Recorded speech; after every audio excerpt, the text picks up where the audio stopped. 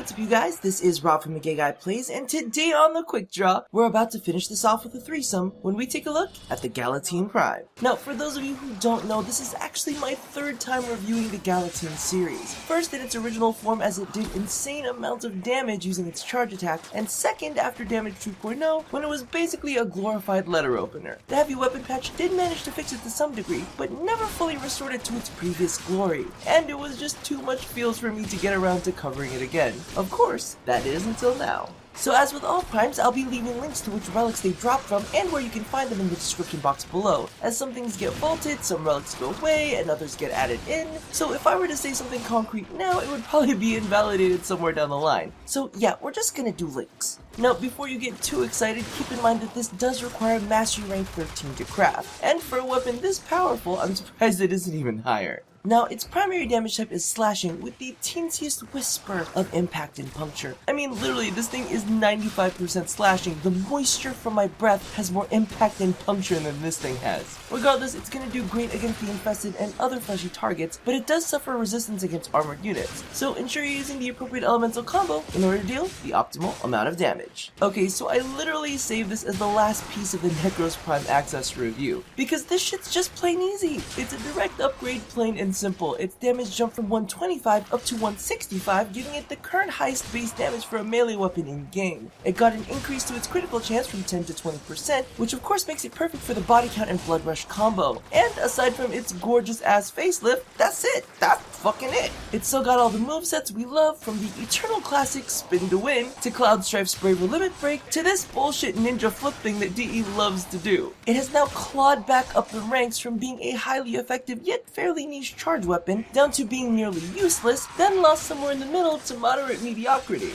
Now, as someone who has been here through the entire emotional roller coaster that was the Galatine, it's time to address the power creep bullshit that a few very vocal people won't stop bitching about. Can we talk?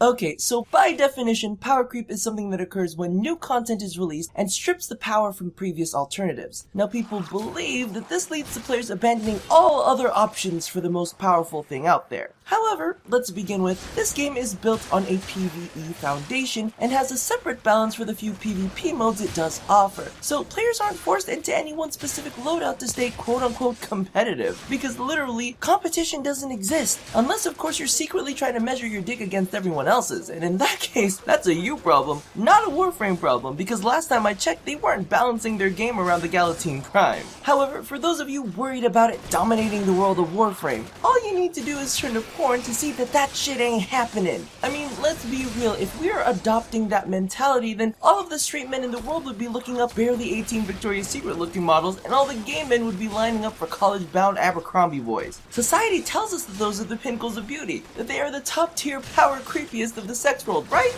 However, when you look up the most popular search results on porn websites, that's not actually what's happening. On the global top searches of a website that I'm not gonna name, but trust me, it's not that hard to find if you're looking, we see MILF, Mom, and Hentai in the top 10 on the straight side. So apparently they're not all looking for the freshest peaches of the bunch. In fact, some of them aren't even looking for human. Then on the more colorful side of things, we see Daddy, Asian, Japanese, Pinoy, and Chinese in that top 10. It doesn't sound like people are only looking for models now, does it? In 2015, the search for BBW, which stands for Big Beautiful Women, increased by 1,091%, which just goes to show that people aren't only looking for models. They aren't solely limiting themselves to this top tier standard. This is an illusion that paranoid gamers in the Warframe community are trying to spread to make people as miserable as they are. See, the thing is, people are also looking for what makes them feel good. Yeah, sometimes it's gonna be the ridiculous red crits of the Fragor Prime, but sometimes all we want to do is whip around that Mios and yank enemies around the map, or sneak around blowing people's heads up with a shotgun blade simply because it's ridiculous. And yes, let's face it, muscly men with gargantuan penises are fantastic for the spank bank, but apparently a good chunk of the world is looking for some kind of Asian to sex up. And regardless of whether you believe certain rumors to be true or not, they are being searched up enough to take up several spaces in the top 10. Because what makes people feel good isn't just limited to this perceived top tier, sometimes it's something unique and extremely niche, like fist weapons, or fisting. Sometimes people like watching things go down from afar, like the glaive, or voyeurism. Other people want to take on a pair like the twin basalt, or,